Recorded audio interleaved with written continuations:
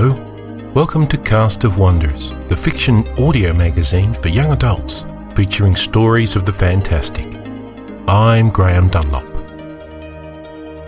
Today we present Tir na Nog by Nathaniel Lee. Nathaniel is 29 years old and lives in Charlotte, NC with his wife and obligatory cats. His fiction has appeared in Podcastle, Pseudopod, Abyss and Apex, and Daily Science Fiction. He publishes a 100-word story every day at mirrorshards.org. Check the show notes for the link. It's narrated by, well, I'm going to assume you'll recognise the voice.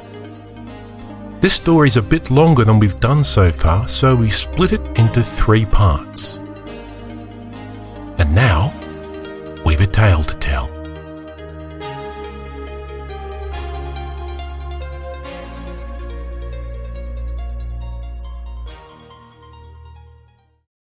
Tir na Nog by Nathaniel Lee. The plastic bottle of Diet Coke warmed slowly in my hands. I paced across the dusty square and past the dry fountain, skirt hanging limp in the heat. Wilted, no water left, only a Coke. Maybe Turk would want it. No, the sun was high and bright still. Turk would be skulking under his decorative bridge down by the fish pond. Scuzz? The last I'd seen her, she'd been heading for the old balloon-popping booths with a handful of knives and darts. She'd carved new targets out of wood to hang on the back walls. They were crude faces. Scuzz was never much good at making things, but they were helpfully labelled with everyone's names. Turk, Rowena, B, that's me, and Simon. I wondered if she'd replace Simon's target when it wore down. Probably not a good time to ask, not even if I was bringing her a soda. I didn't like to interrupt Scuzz when she was playing with her targets. I sighed. The soda would go to waste. I wasn't going to drink it, that was for sure. I didn't even like touching the bottle, let alone actually putting that horrible, sickly, sweet fake sugar taste in my mouth. Rowena was up in the tower, working her loom. My feet raised little clouds with every step as if I were a rain god. Pleasant thoughts. It had been a dry spring and looked like a drier summer to come. The square had been packed with dirt back when this was the Stafford County Renaissance Fair. Now it was just dust, a chipped fountain with no water, and a maypole leaning at a crazy angle. The tower wasn't big, only 4 stories tall. Once you were past the first floor, the inside was all business, unvarnished wood and drywall. The illusion didn't extend into the employee areas. Seems to me it would have been hard to stay in character as a damsel in distress or whatever, but I never had to run a Ren fair. I could hear Rowena's loom from the bottom of the tower. Click-clack, click-clack. I used to come up here all the time to watch the shuttle diving back and forth between the threads as they shifted up and down. The loom was an enormous pile of wood and levers and wheels and complicated metal teeth. I don't know how she'd gotten the whole thing up there to her room. Before my time.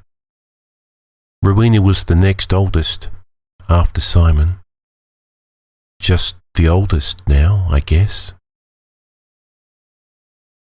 The room at the top of the tower was a tiny space, barely large enough to hold the loom and Rowena and her collections. A dressing room, really, which is what I guess it used to be. There was a big window and a balcony outside, oversized in comparison, probably so that damsels in distress could lean out and cry for a brave knight, with heaving bosoms and whatnot. I pushed open the door. "I was expecting you," said Rowena. She didn't turn around, so I didn't see her widen her green eyes dramatically at the pronouncement. I knew she was doing it anyway. "I need you to check the threads, Weena," I said. "We need to know what's going to happen." "Why didn't you come in by the window?" I bit my lip and clenched my hands on my skirt. "You know why?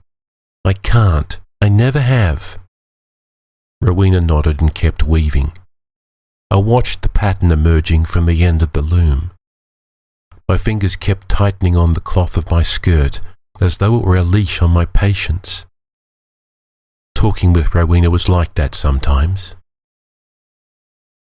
At last, Rowena sighed and held out her hand. I gave her the lukewarm soda. She twisted the cap off and threw the full bottle out the window. I heard it hit the ground, imagined it fizzing out into the thirsty earth. Wouldn't be nourishing any plants, that stuff. Rowena studied the numbers on the inside of the cap. Random digits. Supposedly you could enter those at some website and win prizes or something. I waited. The room was stuffy, even with the enormous window. I wanted to be out in the sun, smelling the trees instead of this dusty, musty room. "Still the same," said Rowena. "We're doomed." She placed the cap on top of a teetering pyramid of soda caps, all colours and sizes. We watched it sway for a moment. "They'll be here tomorrow to start tearing down the buildings. It'll be a mall by June." I blinked. Rowena had volunteered information. Specific information, even. She must be really upset. "What should we do?" I said. Rowena wouldn't look at me. She picked up the shuttle and plucked at the thread, twining it through her fingers.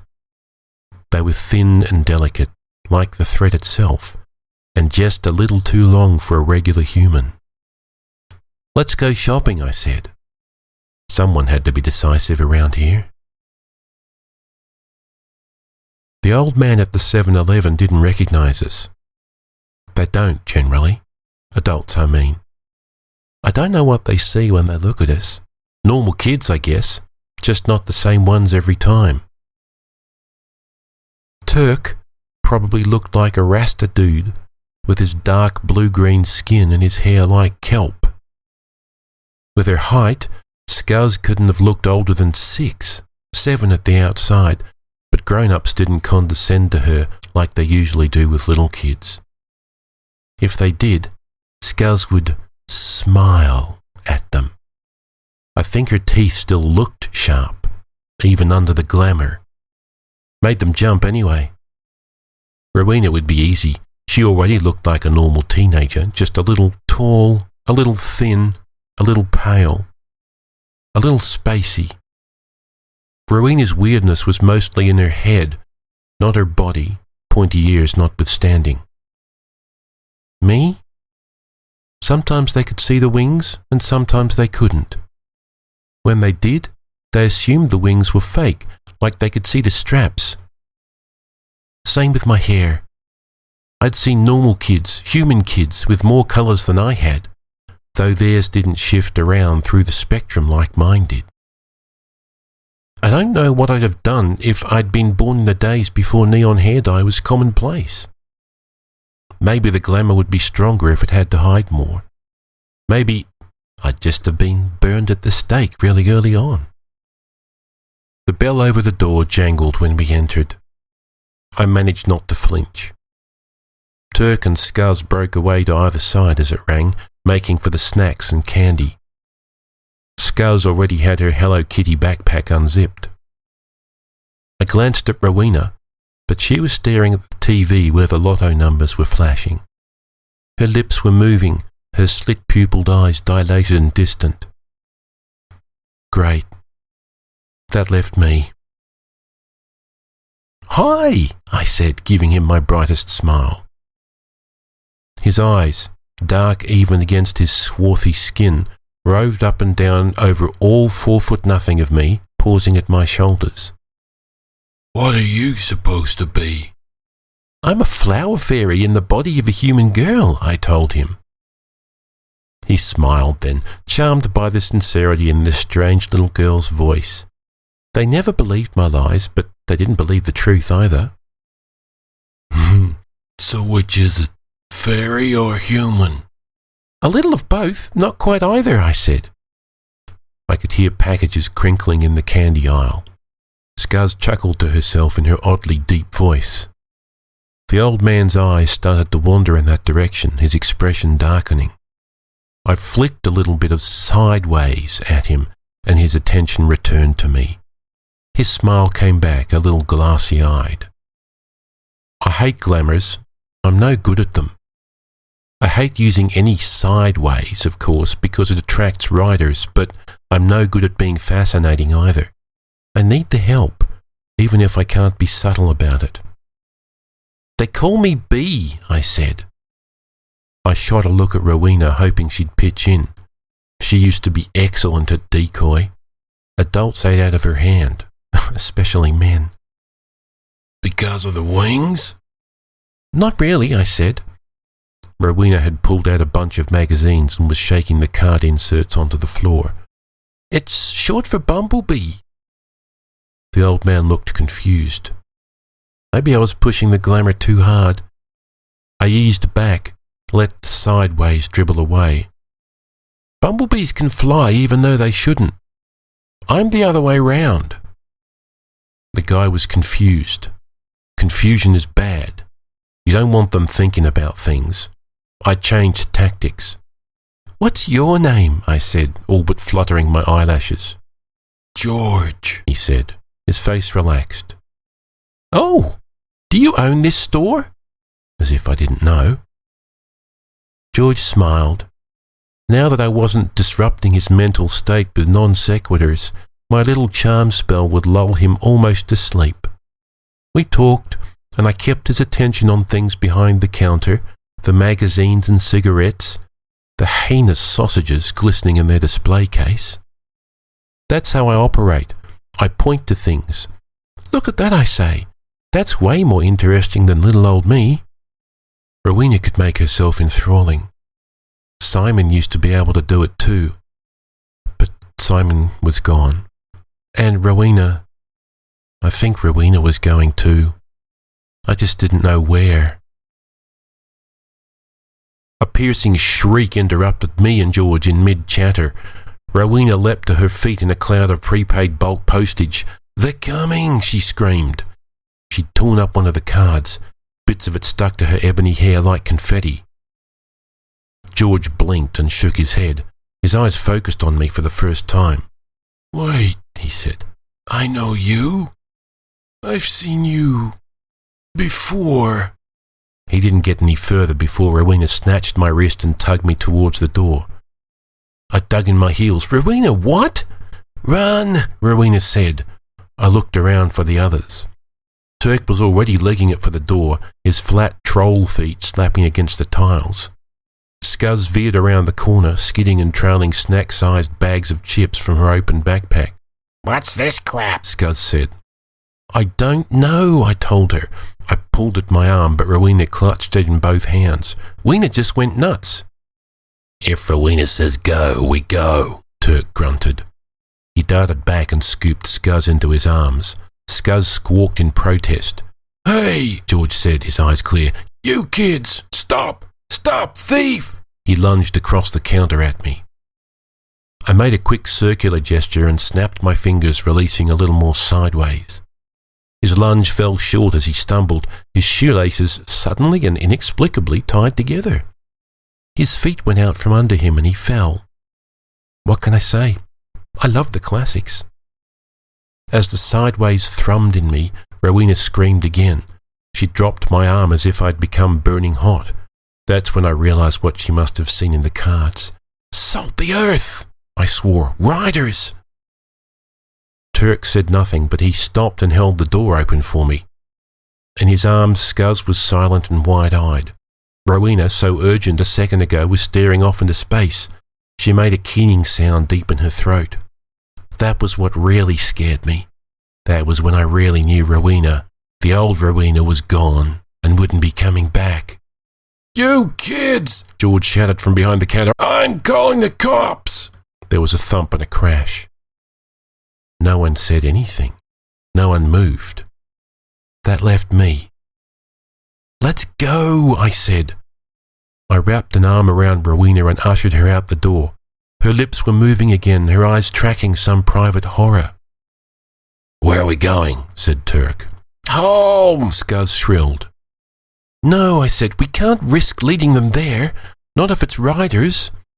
I pointed out to the fields, away from us and Crail and anyone else keeping a gang in the city. We'll be alone. "Same as always then," I said. "Same as always." And we ran out of the store, out of the city. I threw a veil behind us.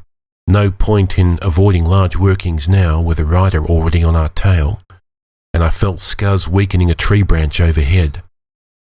A deadfall, they used to call that sort of thing. It probably wouldn't do much, but it'd slow the rider down at least. Scattering spells like seeds in a field, we ran for our lives.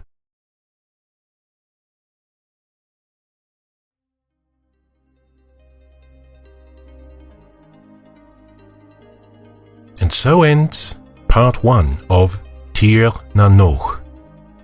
What will happen to Bee and Rowena and Turk and Scuzz? Just what are those riders? Join us next time for part 2 and find out. Incidentally, Tir na Nog is part of Irish mythology. Very interesting. You might like to look it up on the web in the meantime.